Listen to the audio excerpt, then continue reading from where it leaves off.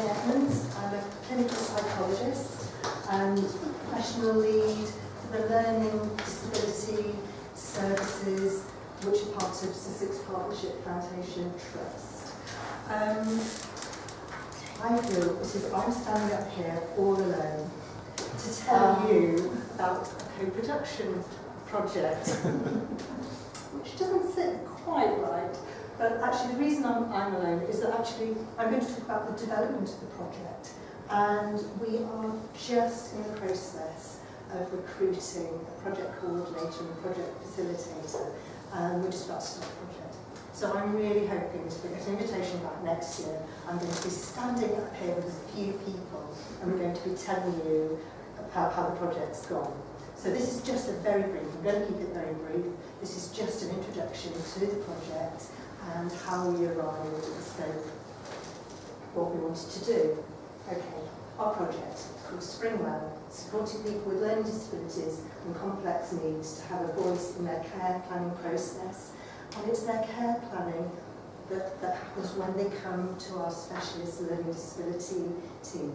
And I just need to make, because I'll keep referring to our service, our team. So just to be really clear about what we're talking about, we're a learning disability service, and we deliver, I think, quite standard community learning disability services. So we have a number of teams across Sussex that we take referrals, people with learning disabilities whose health needs can't be met by mainstream services, and the teams comprise, we're multidisciplinary, nursing, physiotherapy, speech language therapy, psychology and psychiatry, and we're co-located more integrated with social care.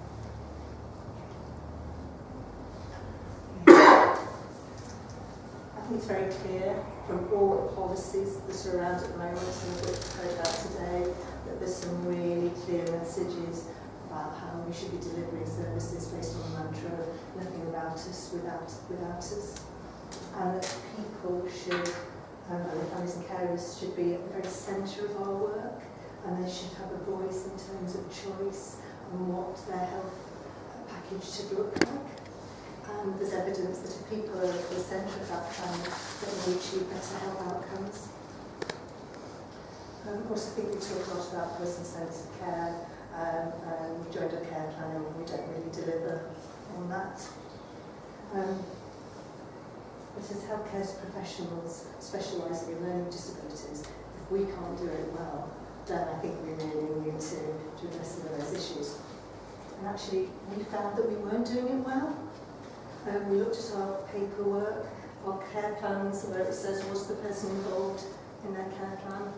Yes, no, well, only 25% of cases were reporting a yes, that people were involved in their care planning. When we looked at people's risk assessment and risk management paperwork, very much the same picture.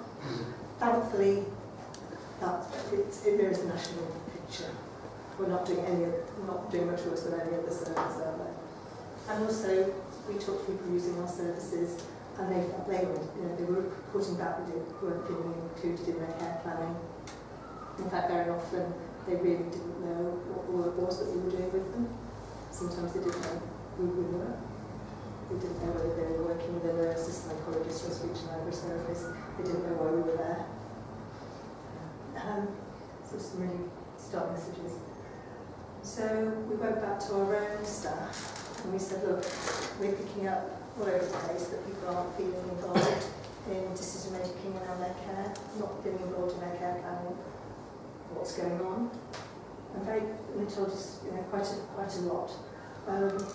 They told us they felt very busy and there wasn't time to do it properly, and that it was time consuming to do that.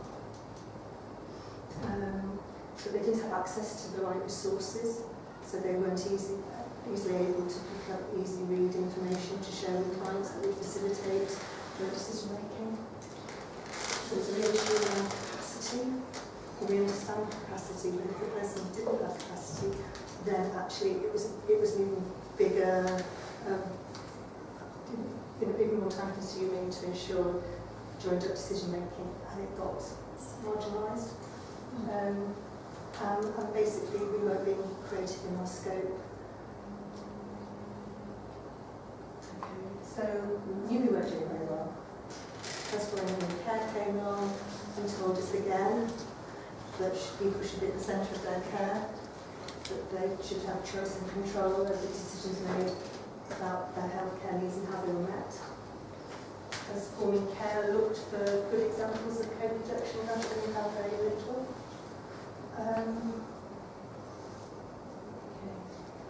So what did we decide to do within our own service?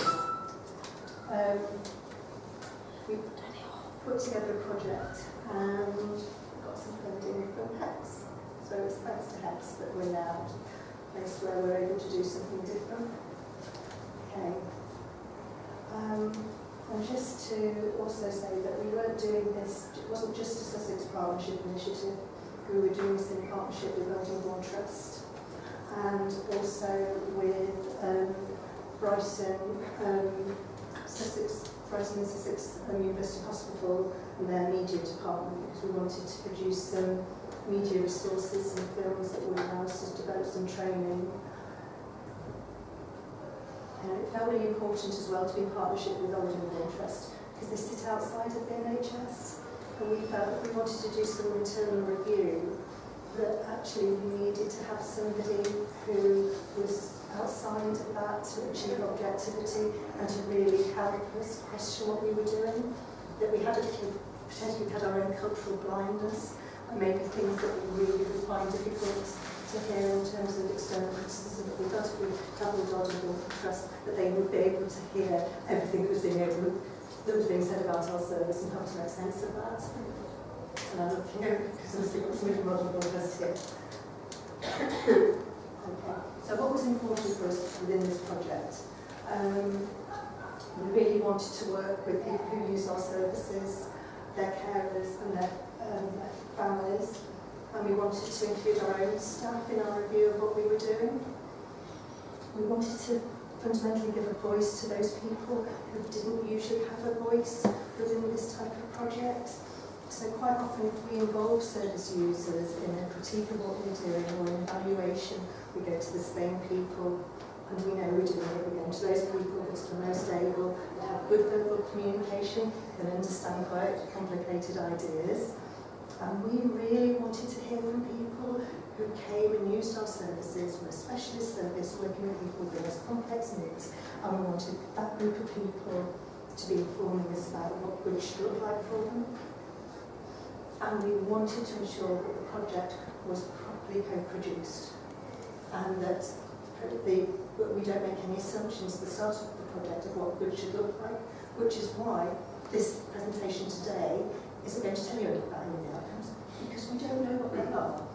I know what I might like them to look like, but actually we're committed to listening to what we're being told and to make decisions and changes based on that.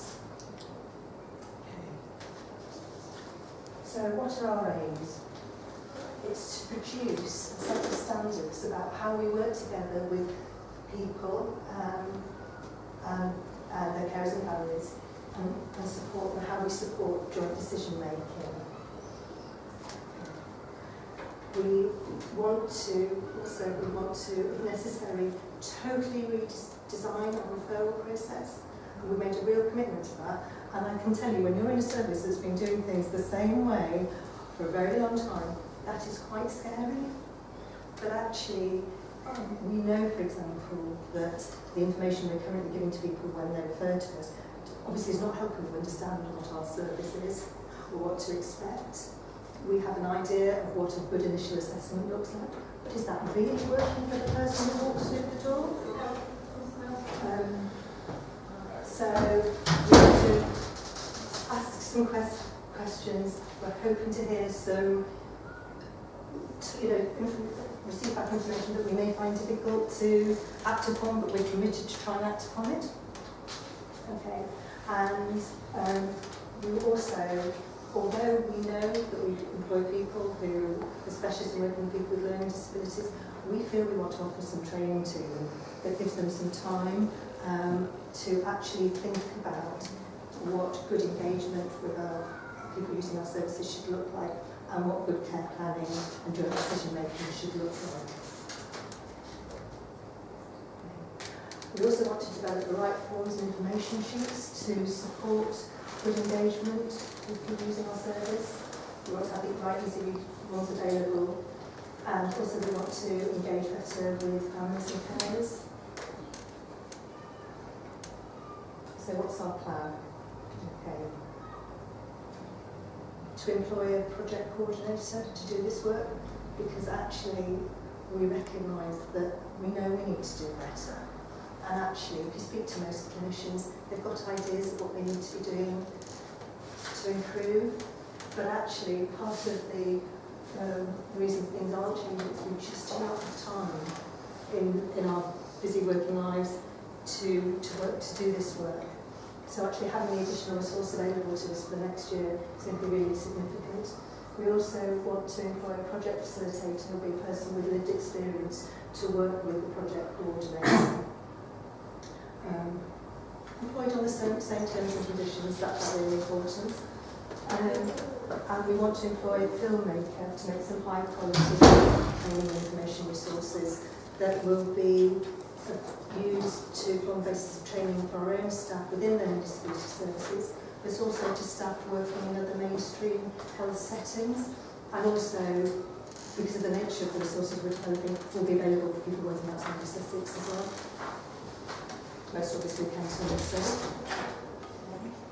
So we're going to, first of all, recruit a series of focus groups, and the focus groups that we're going to be running for people with learning disabilities and complex needs won't just be a one-off, there'll be a series of focus groups which will actually, I suppose, to begin with, actually start building people's skills and competencies to be part of a focus group, and I guess their confidence as well. We ran some pilot focus groups 18 months ago, and one of the things we really focused on was what we needed to have in place to really enable people who hadn't been part of focus groups before to contribute.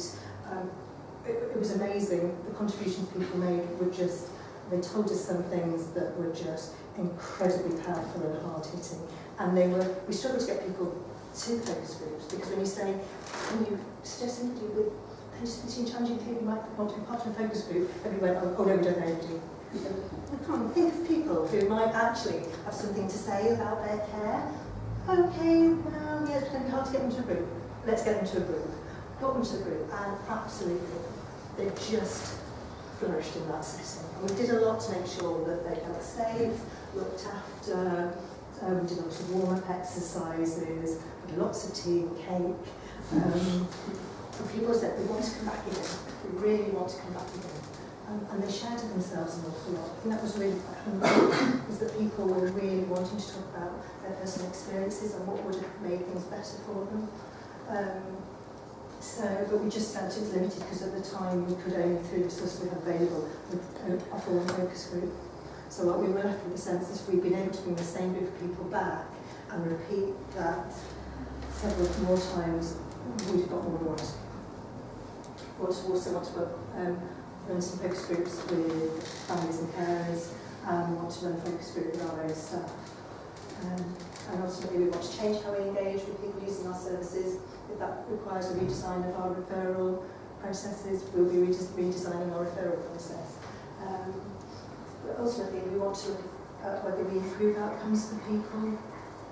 So once we have our standards in place, once we've looked at improving engagement with our service users, once we've looked at how we care plan effectively with people, we're then going to see if that leads to better health outcomes and service user satisfaction. Is that okay? I'm on to time. You are a minute. Okay, in which case, quickly in the future. I'm going to stand here and say I'd just like to come back in a year's time and tell you what that future looks like. Because, as I say, we don't want to make any assumptions about what those standards are going to be. We don't want to make any assumptions about how we're going to change our services. But what we know is that we want a project that will allow us to move and improve what we're doing at the moment.